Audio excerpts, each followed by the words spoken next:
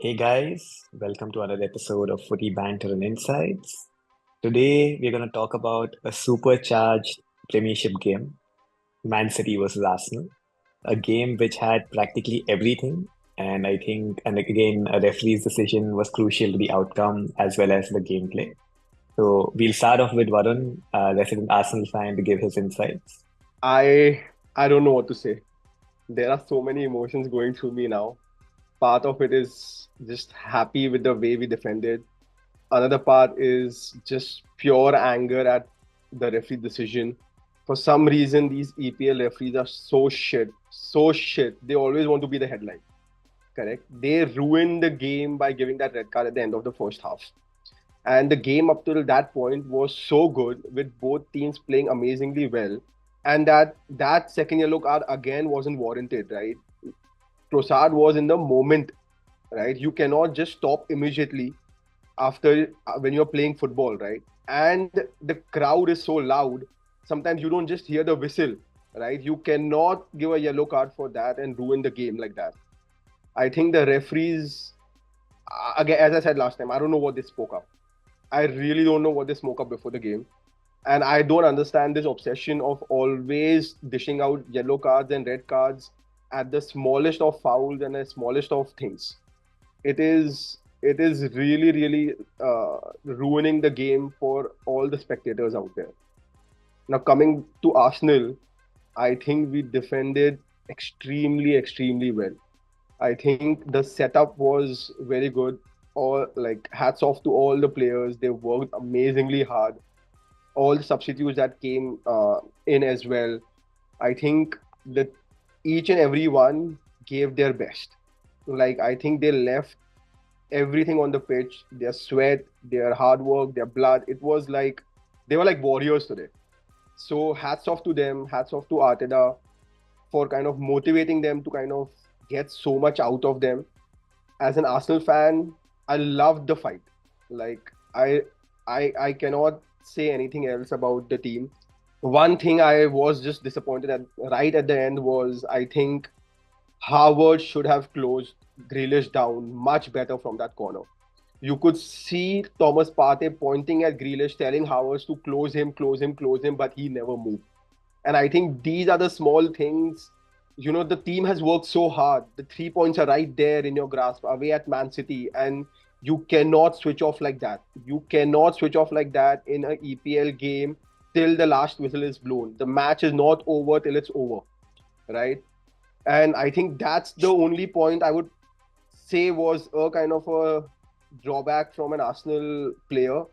But again, overall, I think it was such a brilliant performance from the entire team from a defensive point of view. And then going back to the first half, I felt Saka's corners were amazing. I think Gabriel missed the first one. I think that could have been easily been a goal as well. And Man City's defense on those corners was, I think, really poor. Um, and Arsenal really exploited them on the set pieces. So I think a great first half to watch, a great second half to watch from a defensive point of view and how solid the team can be. Uh, Atrocious referee. I think the guy should be just sacked from his job, man. Like इसको किसने referee बनाया भाई? Like मतलब I don't understand. And then of course a error from Havertz right at the end, kind of. But again, I would say it's a point one, then 2 points dropped for Arsenal. If I look at it from a bigger picture. Rahul, what were your views? Uh, on the broader point, I think so. We had a discussion saying these two matches will probably be a big test for Arsenal, and I think so. They have passed with distinction. Obviously, the last second goal would be a little disappointment, but I think so. All the Arsenal fans would have taken 4 points from these two games. So I think so. It was very good, especially Raya. I think so has made a big difference. His saves as well as the way he collects the crosses, it just eases the pressure from the defense.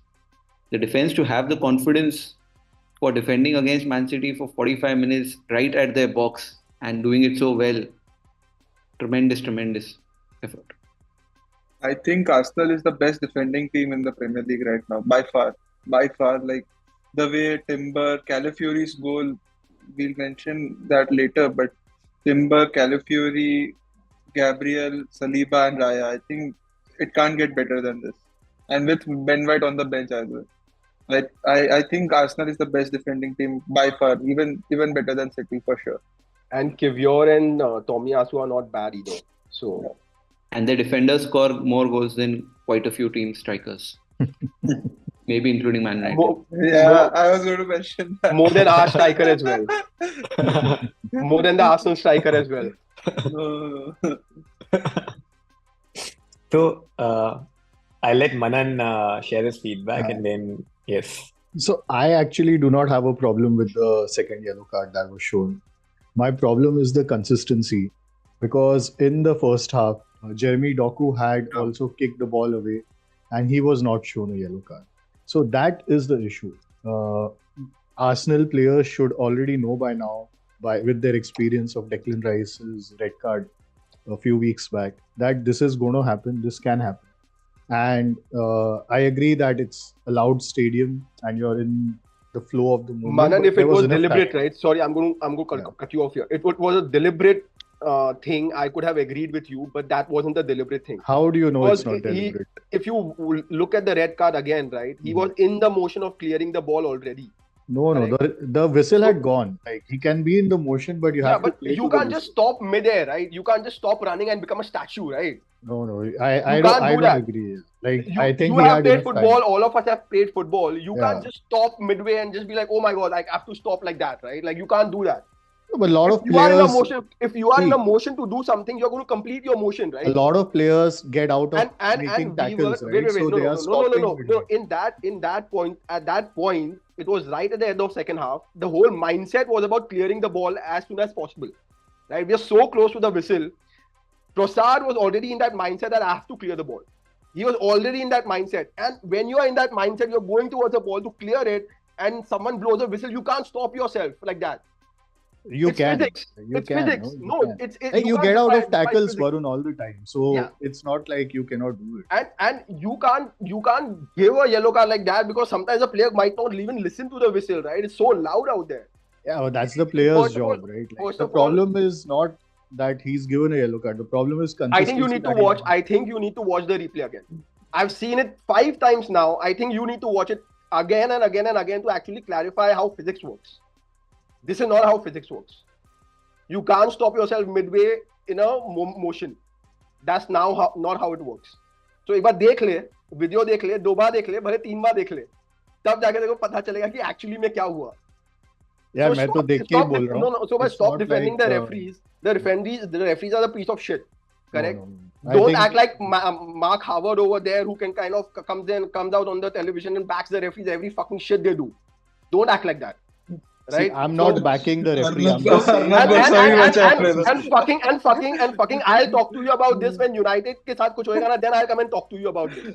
Right? So don't No. come and kind of give So, this bullshit. just the United fact is that you're bullshit. bringing United in is, I don't give is- this. I don't just give the this fact that you're bullshit bringing that United in says that you're No. Don't like give this looking at bullshit it from that a the biased decision was correct. No, it's not about bias perspective, right? Like, no, you like have just to because right? you feel No, like because I'm saying United it fans because are like it's that. not a United. United fans are like that. United fans are like that. That जब भी कोई और team के against होएगा ना, they'll come out and say, "Oh, referees are so good. They are always giving the right decision." But when it happens No, against I them, never they're like, said they are giving my all God. the right decisions always. I started with the fact that he's not consistent. The problem is not that the decision wrong. The problem is he's not consistent. That's for sure. Yeah. Correct. The decision in itself was wrong as well. No, I don't agree with that. Like, that particular decision, I don't think was. Anyways, And players keep should know debating better. about this. We can keep debating about No, this. I think the fact is that everyone will see the game differently. And it may be a personal bias, it may be gameplay, it may be an understanding of how things work. So everyone is entitled to their own views, and completely agree from Varun's perspective. If after seeing Arsenal the way they've played, they would have a very specific thought around how the game went. And from a neutral's perspective, in this case, like someone like Manan, who's analyzing the game based on his feedback, he may have a different perspective. So let me just add a few points to kind of link every thought that we've had thus far.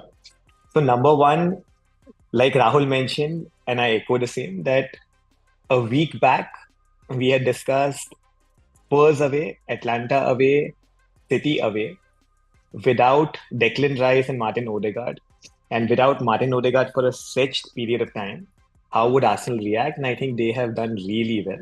I think they were 20 seconds away from the perfect response. And I think just the fact that they could not clear this last hurdle, it'll make them even stronger going forward. I think this is the best I have seen a team defend since the good old Chelsea Mourinho days, because every single player knew their role. If I look at the stats, it was showing that City had 80 plus percent possession in the second half. They had 30 shots on goal. But honestly, they really did not have the Arsenal defense beat. Like Ishan and I were watching the match together, and absolutely Arsenal were the team on top. They really did not, City did not bother Arsenal at all.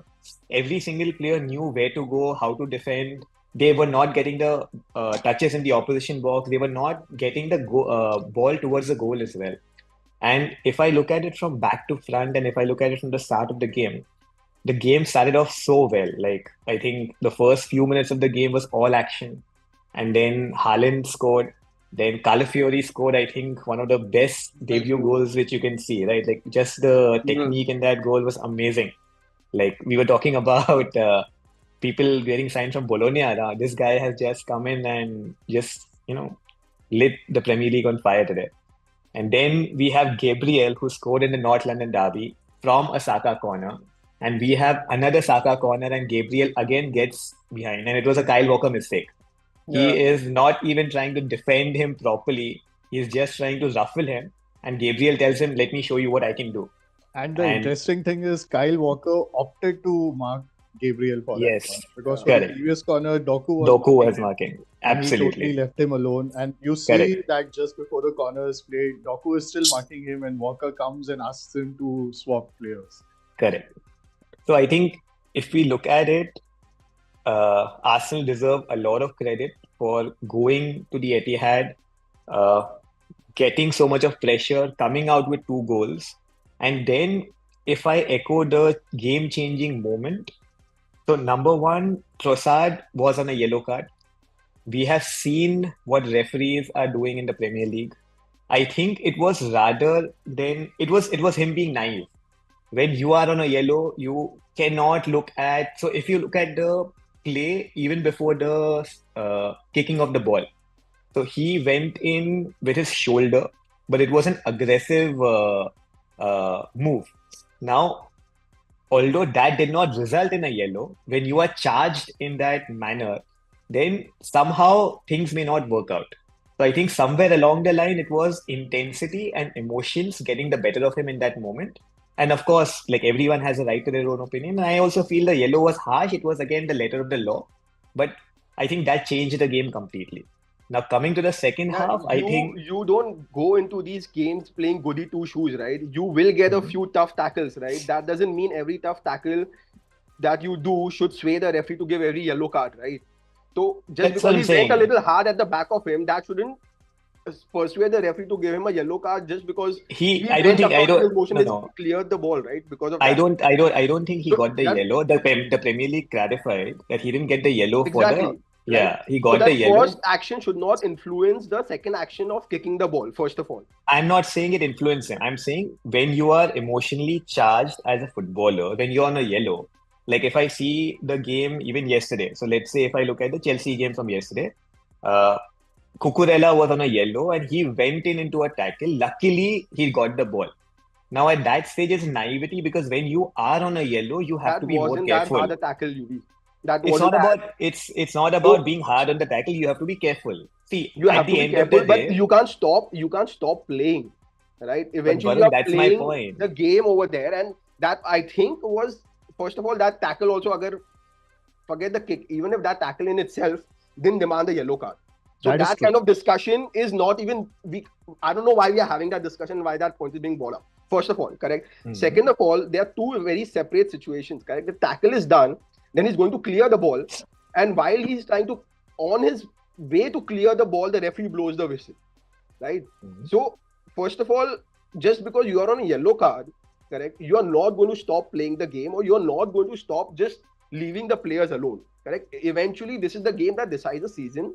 It is going to be a little feisty game. The referees need to know that, and they need to give some kind of a leeway when does such games happen, correct? You can't just kind of, so that first action is nowhere related to what is happening. So let's not correlate the two, first of all. I'm not asking Yeah, you to so correlate it from the yeah, referee's point of view. I'm saying from a player's point of yeah, view, even having from a played player's, football myself, I and I'm know, telling you, when I even am from in a the player's, game, even from a player's point of view, I can understand you telling him that he can be a little cautious, correct? But that yes, wasn't that difficult. That wasn't that aggressive a tackle, first of all. it's no, so that's And what we I'm can saying. go and In tell a that player, oh, you need to moment, be more cautious. no, so that's what I'm saying. In the moment, right? When you are emotionally charged. So let's say if you look at that first action from Trossard, it shows that he is emotionally charged. A person who is not emotionally charged will possibly not go in that manner when you are already on a yellow. You will keep that distance because you don't want the referee to take any action against you. So that's what I'm saying. I am not saying it was a refereeing error in that aspect. I'm saying I'm that from a Trossard's point of view, you have to be careful. Similarly, I was discussing the game with Ishan. I told him the same thing. Partey is the most crucial person right now on the pitch. If the City defense and the City attack can kind of get the ball in and around Partey, because Partey was also on a yellow. One turn by a Bernardo Silva or a Foden, or let's say a Kovacic driving into him, he can get a second yellow very easily. So yeah. Okay, that's so when you have to be I don't. tactically more Yeah, you have to be, astute. but I don't think he was tactically naive over there, because I don't think that was that strong a tackle. I don't think that That's was what I'm that strong a saying. tackle. So, I mean, if that wasn't a that strong a tackle, then what are you saying? Like, you are saying that No, I'm you are saying saying in he's that naive for moment, you are saying he's naive for actually going in hard on him, right? That's what you're saying. I'm saying that in that moment, the ball is already cleared. He already has he doesn't need to go in aggressively at that moment in time because he knows That's 20 what I'm seconds saying. are I left don't on the think it was clock. that aggressive, and that's what I'm saying. I don't think it was that aggressive. So that's what I'm saying. In that moment, right? Even if he did not go in for that tackle, forget about being aggressive or no. Even if he did not go in for the tackle, the outcome would not have changed. Having gone into that tackle, he was already committed. He already had that emotional wherewithal wherein he actually had to go forward. Then he was clearing the ball. So I everything would kind want him of, to go for that tackle, because this is a game where you want to be a little stiff on the opposition, right? I want us to show that aggression. I want us to show that aggression, right? You saw how Haaland was playing, right? At the start of two kickoffs, he kind of rushed into the defenders, right? It is that kind of a game. Why didn't Haaland get any of the yellow cards, right? So that's what I'm saying. it's a game. It's a That's where game. Manan mentioned consistency, So and that's where the entire setup comes in. That if you are on a yellow, let's say for example, Ruben Diaz was on the yellow, that's what or I'm saying. let's say for example, I can understand if you're saying that was an aggressive tackle, right? I don't think that was an aggressive tackle. I don't think that was an aggressive tackle. That was like a normal tackle, normal player going for a normal ball, whether you have a yellow card or not a yellow card. It was just a normal tackle, which you see in every other game. I Correct? agree. I'm not So, denying that. I My mean, so, point is when you are in that moment, right? When you are in a yellow card, let's say if I'm in that position and if I know I'm playing the biggest game of the season, Etihad away, I'm already on a 2-1 lead. It's already 45 minutes plus extra time done in that particular game, and the ball has been cleared. There's no action which the City defense can do to kind of get the ball back in the box. All I need to do is be calm in that moment. 20 seconds ago, I go in at halftime, I come back. Now, at that moment in time, if suppose this same action had been done in the first minute of the second half, it would be a very different scenario. In that moment, it did not need that aggression. That's what I'm saying. I'm I not get saying he was over aggressive, but I'm saying it just was naive. Like, for example, the Declan Rice yellow 2 weeks back. Again, the same thing. It was a letter of the law. He could not do anything because he was just signing right there. So after that yellow as well, I'm sure Arteta would have had a word with the entire team, right? Now, there was no reason for this yellow to come about. Absolutely no reason. But saying that, let's leave that topic for now.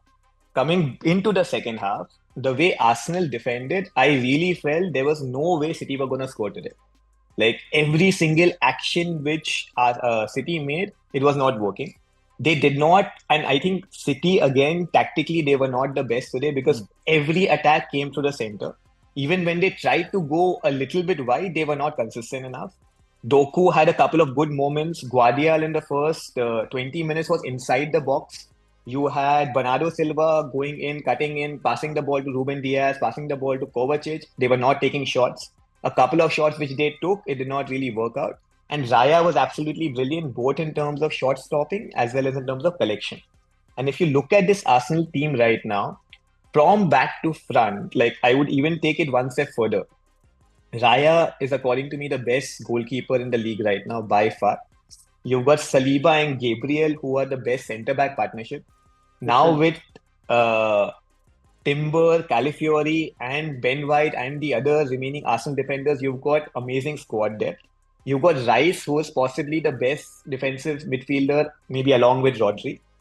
And I think this combination of five players, six players together, I think Arsenal can just walk away with many, many games, even with 1-0. I think one mistake which Arteta made was removing Saka instead of Martinelli.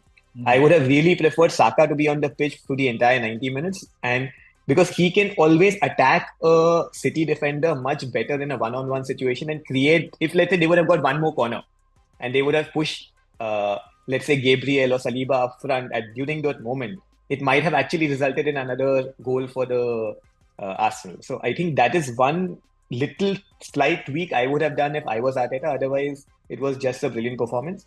So In the even Do you last, think Saka is Maybe a to better counter this, defender than Yeah, so Martinelli? no, so even I thought that at halftime when I saw the substitution, even I thought that, probably he could not have removed Saka. But the thing is, you have to understand that Saka has had a long World Cup, right? And then he's been playing all the games now so far, midweek as well. I mean, so he has not had a proper rest. And the kind of setup that they were wanting to play in the second half, you wanted a player with legs. Correct. And I think that would have been the decision-making process behind what Arteta did.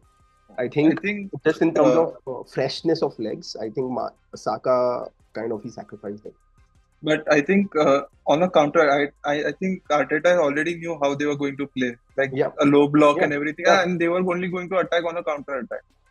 So I think with Martinelli's pace and everything, I think Martinelli was a better fit than Saka on a counter attacking football perspective. And I don't to think so my because my yeah, my take would be different because if I look at the way Arsenal have scored their last few goals, you've got the same pattern, right? Saka wide, Saka crosses, or Saka gets a corner, he crosses in, and the big Arsenal but defenders tower above and score. for UV, hardly any game was played in City's half in the second half. That's 90% conjecture. of the time, 90% of Yeah, the time, I think it was always in the Arsenal's half. So if completely agree, completely. But yeah, that's what I'm so saying. In that case, so when you have 80% or 90% of the game being played in City's half, in Arsenal's Arsenal's half, half, yeah. and you have a chance to attack for that remaining 10%. Let's say two examples. One example wherein City lose the ball, Arsenal play the ball forward, Saka goes one on one with Ruben Diaz or any other defender, and he can kind of get the better of that defender. It creates a chance for a City defender to be sent off, or it creates a chance for Arsenal to get a free kick in a very, very promising position, which I think somewhere Martinelli does not have the confidence at this moment in time Correct. in this season. Maybe in previous seasons he could have been a really good asset, but in this season he's not delivered according to me so far. And the second one was the quality that Saka has. Like, for example, today, if similarly, if Chelsea are in this position, we would need someone like a Cole Palmer on the pitch for the 90 minutes, irrespective of whatever situation that happens. So I think that one little bit of change might have helped Arsenal get one more goal and kill the game off. Or consequently, maybe defensively, maybe they would not have been solid and maybe City would have got. But if let's say I look at it, in retrospect, because at halftime I was very surprised to see Martinelli staying on and Saka going off. But that would be one slight change. Otherwise, like I said, I think this was the best defensive performance I've seen by a Premier League side since prime Mourinho Chelsea. They are too good. So I I think completely even benefit of doubt to Guardiola also, that when you said that they were tactically poor, I don't think he anticipated such game to be played, right?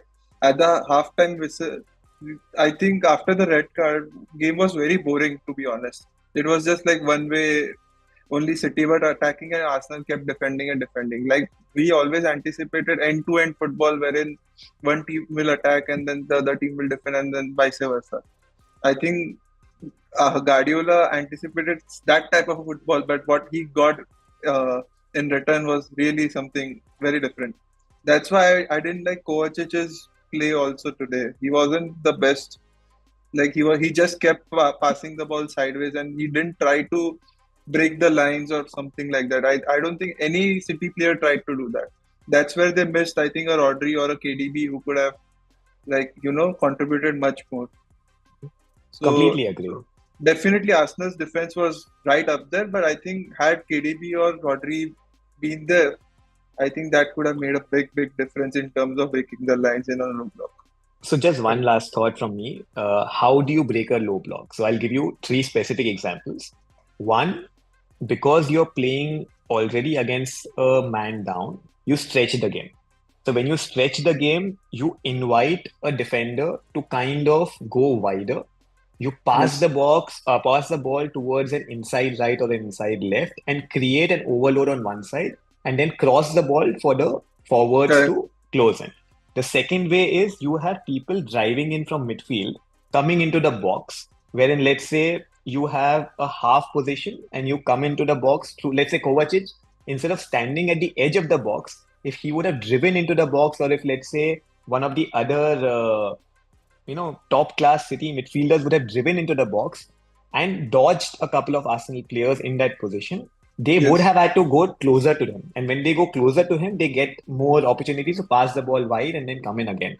And the last one was taking shots at goal, because at the end of the day, when you are in a low block, there will be so many people inside the box, yes, it'll deflect deflection. and it'll go in somewhere or the other. That's where And I think Matheus Nunes would have been a better fit than Kovacic in this type of a role. many options, but that's what I'm saying. I didn't see City having that desire. I think Arsenal had the desire. I think City were more content with trying to walk the ball inside the goal rather than taking that risk. Yes, I think they were very, very wary of Arsenal counter-attacking. yes. So Nobody tried to give that final third pass, like that final pass which we all are really fan of. Like Bernardo Silva, he wasn't that good today, and even Makanji tried to make few crosses, but they were of no use. So I think so Matheus Nunes would have been a better fit than Kovacic. In So my the way Man City actually plays their game, right? Like they are not a team that kind of crosses the ball too much, or they are not the kind of team that takes a lot of long range shots, correct? And suddenly you're put in that position where you have to do those. Yeah, It's kind of alien to them, right? yes, But like the a simplest or like one of the easiest way would be like how like a old school United used to do it, right? Like go to the wings and just bam, like just barrage of crosses, right? And eventually like ask your midfielders, defenders to make those late run in the boxes, kind of try and get a goal that way, right? Because the way Arsenal was keeping their lines, right? The lines were so compact. Like you could see like back six, and then you could see like Three. three players in front of them. Those yes, three players were trying to kind of get close to the people in the midfield, trying to stop them take a shot, right? And the six were trying to prevent a stretch from happening. So the way we had actually set up, it was very difficult to actually break those lines, correct? You yes, had to kind of get the ball wide, cross it in, get Haaland into the play game more, because second half Haaland just wasn't there, right? He was just not getting the ball. So with those crosses, they could have got Haaland in the game. Someone like someone like like their defenders, they could have just made that run while people are crossing from wide, right? Like, and you had good crossers. You had like Bernardo on one end, you had Doku on other hand, who could actually give those good crosses. but Varun, to the Also, point, they were wary of the counter-attacking football. They were 2-1 down. Had this We been were like 1-all or something, or the way 1-0, they were the way Arsenal was playing, right? They were not even looking at counters. We were not looking at you just to look at the game. It was just about hoofing the ball out. There were so many points where we could have stung one or two passes. Kind of the idea was not to waste your. I think Arteta had just come with that idea that we are not going to chase this game at all. So there were like one or two points where we could have countered, but someone like Gabriel or someone like one of the other defenders, they just smashed the ball outside, even not looking for like short passes. Right? I I, think that's mentality I wasn't think they there. tried. I think they tried. Kyle Walker was too good to get back the ball again from Martinelli. But I definitely think in the initial 15-20 minutes, they tried with Martinelli's side, and Kyle Walker was too quick for him to get the ball back.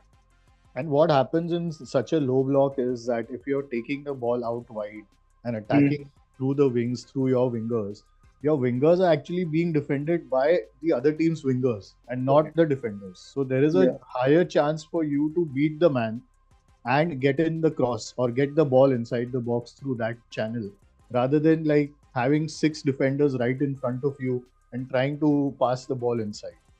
So stretching the game is the number one technique Yeah. to kill a low block basically. And actually City has faced a lot of it. Like basically City have 60-70% possession in most of their games and they face low blocks all the time. It's just the Arsenal defending was really good and they did not have a De Bruyne or a Rodri on field. So like you cannot really say that City, it's a new situation for City, but they didn't have the right personnel. The opposition was defending very well and it was just coming together for Arsenal in a way. No, by that I actually meant that when you're playing against a low block in some of the other teams, right? The teams actually leave some space for the wide people to go behind the defense. That's what I'm saying. Arsenal was so compact that you didn't have that chance, or you couldn't create that chance. So they were forced to kind of reinvent themselves at that point, and I think they couldn't just do that at that. And to Ishan's point, I would have, if I was in City's place, I would have preferred if Arsenal would have done few counter attacks, because if Arsenal counter attacks, there could be a situation when a couple of their players are caught off position, right? And that's your chance to actually score a goal. In this case, it was so rigid, like you could hardly see Martinelli not crossing the halfway line also. Like, so if Arsenal counter attacks, at least 3 players go or 2 players go, and then you can move them, you can beat them, and then it's like those couple of players are out of the game, right? It's kind of, I would have, if I'm just thinking, if I were Man City, I would have preferred if Arsenal would have done more of counter attacks kind of. So if you Yes. notice, their goal, the City goal actually came from an Arsenal counter attack. When Arsenal hooked Exactly. the ball ahead and Havertz went to take the ball after crossing the last 2 defenders and he sort of hit Raya, or the ball hit Raya. And then they counter attacked and they got the corner and then they Yes, scored the goal, right? So it Exactly. actually happened through a counter attack also. correct. So that's what I'm saying. Like, when you counter attack, you leave gaps at the back, right? Yeah. So I think City, instead of being scared about that, they should have just kind of, it's okay if Arsenal will counter attack. Like, it Yeah. wouldn't have that. And I mean, you're already losing 1-3. How, like 1-2, 1-3 Yeah. loss is the same as 1-2 loss, right? So at that stage, especially in the last 20 minutes, you don't really need to worry so much about counter attacks and just go for it. A shout out to Saliba. I think the way Yeah. he was marking Haaland in the second half, Crazy, it was crazy. unreal. Like, the guy is one of the prime strikers right now, right? And the guy hardly had any touches in the second half.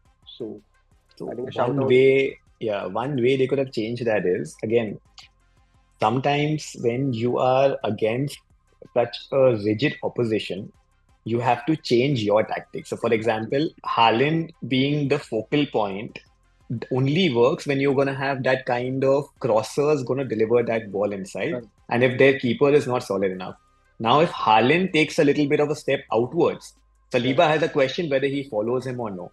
Now, if he would have been towards the edge of the box, along with, let's say, someone like a Bernardo Silva, and Bernardo Silva is making runs inside and coming out, it would Yeah. leave the Arsenal defense in a very vulnerable situation, what they need to do. Correct. So I think that is where on field you have to be a little bit more tactically flexible to kind of make those transitions. But don't you think having Haaland as a striker does not allow City to be so tactically flexible?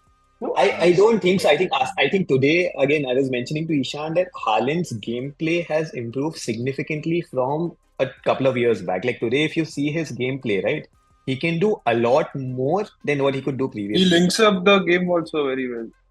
Like he Much comes better than back, any before. Yeah. yeah. He comes back, he plays 1 or 2 passes, releases the pressure, and then goes back again. Like just imagine if Saliba is stationary and if there's no one in the box to kind of go inside and he doesn't know what to do, right? Like if you give Saliba a man, he will mark you. But if you don't know who he's marking at that moment in time, he's gonna come out, he's gonna come back, he's gonna be confused. So it creates a little bit of a question mark in the defense.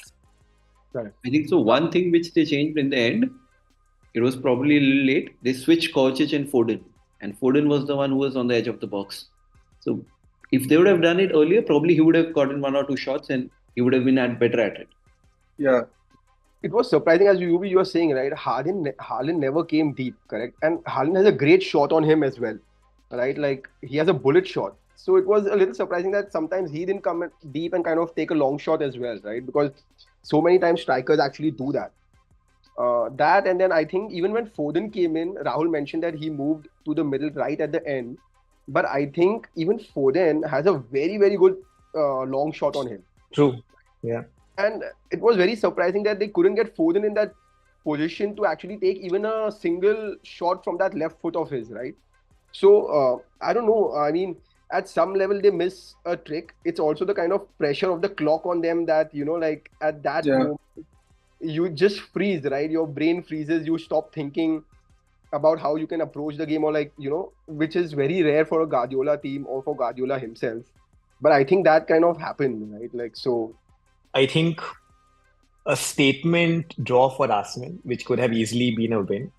And I think definitely one of the proudest an Arsenal fan would feel at this moment in time, seeing the way the team perform. So I'll leave it to Varun to close the reaction now. definitely proud of the way the team performed. As I said, right? Like, I think they left everything out there.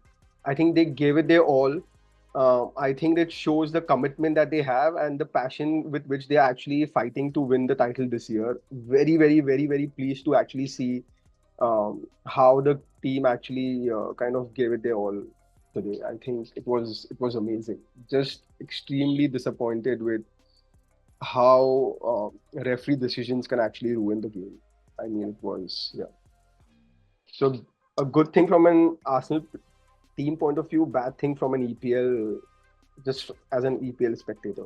So yeah, thanks for watching, guys. Hit the like button, subscribe, and do leave us your comments as to what you think about the game and about the red card and about the Trossard tackle. All right, see you guys.